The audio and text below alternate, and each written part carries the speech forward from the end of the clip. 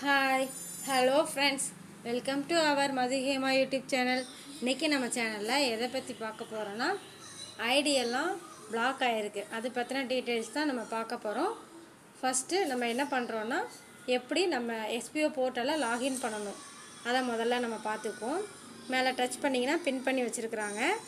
அதில் உள்ளே போனீங்கன்னா எஸ்பிஓ போர்ட்டல் வருது. அதில் நம்ம லாகின் பண்ணி உள்ளே போய்க்கலாம்.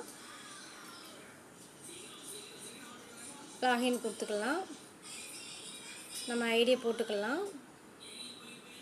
ஓப்பன் ஆகும். இந்த மாதிரி வரும். இதுவே அக்செப்ட் ஆர் ரிஜெக்ட்னு ஏற்கனவே கேட்டிருந்தாங்க.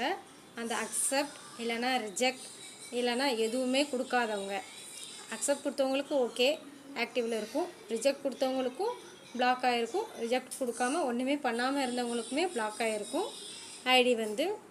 அதனால் இனி என்ன செய்ய போகிறாங்கன்னா, எப்பயும் அது கிளியர் பண்ணுறதுக்கு ஒரு 3 மாதமாவது ஆகுன்ற மாதிரி ஏற்கனவே சார் சொல்லியிருந்தாங்க. இது நம்ம அஜாக்கிரதையால் நடந்தது தான்.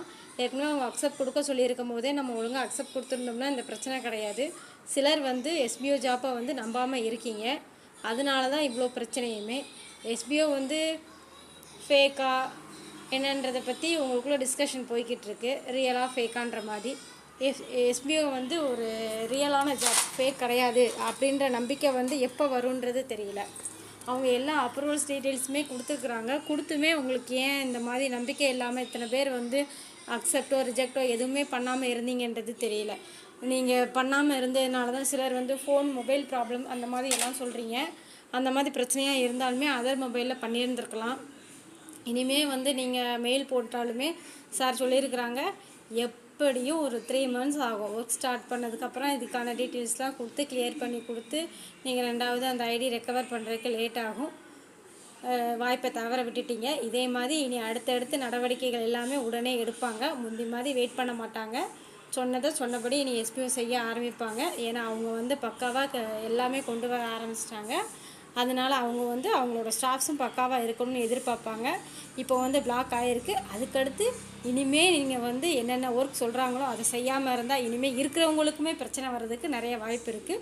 எஸ்பிஓ நோட்டீஸ் போட வாட்ச் பண்ணி அவங்க கொடுக்குற தகவலை அப்பப்போ தெரிஞ்சுக்கிட்டு என்னென்ன செய்ய சொல்கிறாங்களோ, என்னென்ன டாஸ்க் கொடுக்காங்களோ அதெல்லாம் நம்ம கம்ப்ளீட் பண்ணால் தான் நம்ம எஸ்பிஓவில் கன்டினியூ பண்ண முடியும்.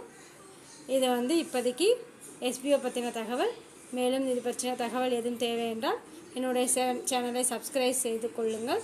லைக் பண்ணுங்கள், ஷேர் பண்ணுங்கள், கமெண்ட் செய்யுங்கள். Thank you friends.